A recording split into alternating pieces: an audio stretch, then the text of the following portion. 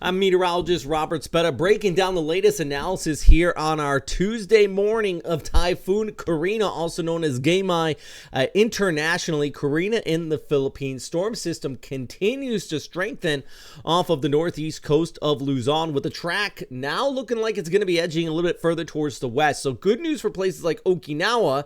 But if you are out here into Taiwan, including Taipei, and really just along the East Coast, a big rainmaker in the forecast, not only there, but also inflow coming in around the backside of this already has been bringing heavy precipitation and flooding across western areas of Luzon. So let's break down this storm system. First, the track. So right now it does have winds of 75 knots and expected to continue to intensify as it moves off towards the north. That was according to JTWC. The Japan Meteorological Agency also expecting it to intensify up to about 150 kilometer per hour winds. So a potent typhoon just prior to landfall here into Taiwan before crossing the island. Now, anytime we see a storm system move over Taiwan, it weakens significantly, but it just gets squeezed out of that moisture, and that creates some very heavy rainfall and definitely a very significant threat of flooding for our friends out here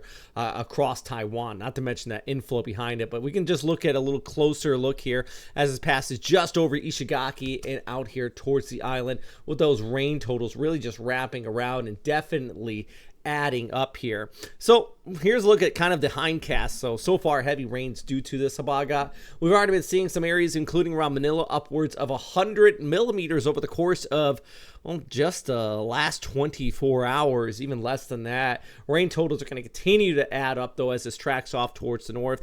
Guidance from JMA, Pagasa, Taiwan, all agreeing that it's going to head out there towards Taiwan. And here's a look at the rain forecast with that monsoonal flow. Yeah, I mean, just along the west coast, these totals, torrential and intense. I mean, some of these areas 300 to 500 millimeters outside of Manila, but I think the worst into Ilocos Norte, La Union as well. I mean, these totals definitely adding up. And this is actually the ECMWF. And just taking a look at this, next 5 days, Quezon City, 200 millimeters. Look off towards places off here on the west coast around Subic, 300 to 500 millimeters. Back towards the north, 300 to 500 millimeters being picked up here by the ECMWF.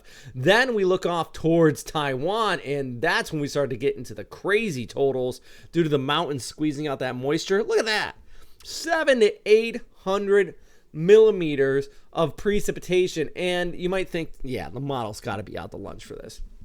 Reality is, guidance is probably spot on every time, and I'm doing this for a few years now, about 15. We see a storm system take this type of track over Taiwan, it squeezes out that moisture and it causes some very serious flooding. Now, of course, the mountains, that's why no one probably lives up there, not to mention they're very rural, but it does.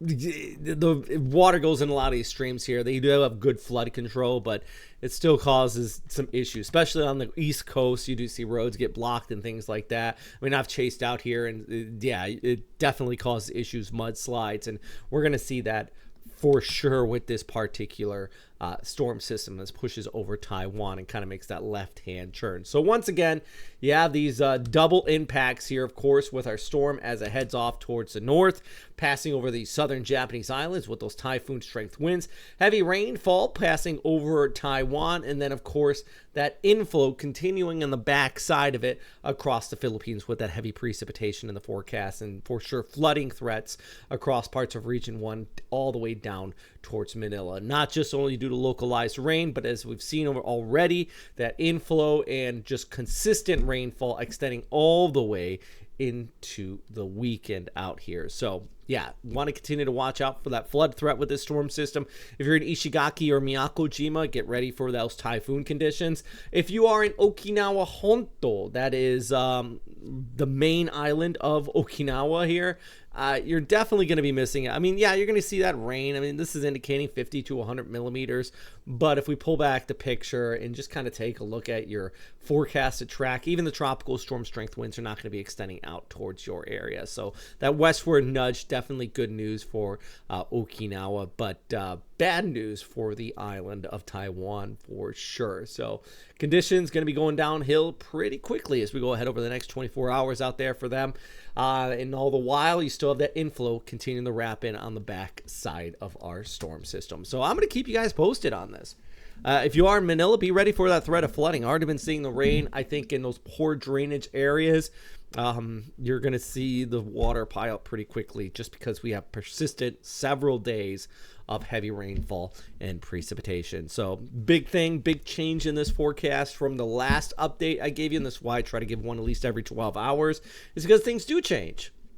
And the biggest change now is we are continuing to see that westward trend. And if you watch my update actually from a few days ago, I did suggest that this was going to take place. We had that high pressure ridge just towards our north, basically setting up right in here. And that was kind of the concern, that this was edging west, and now it looks like that ridge is going to continue to set up and force this a little bit further towards the west across Taiwan. Even with that trend, though, the monsoonal enhancement is not changing. We are going to continue to see that out here across the west coast of the Philippines. So want to continue to watch out for that threat of flooding, which we, as I mentioned, have already been seeing. So number one thing, of course, is stay safe out there. I'll keep you posted. And let me know if you have any questions or anything like that. All right. Thanks for watching.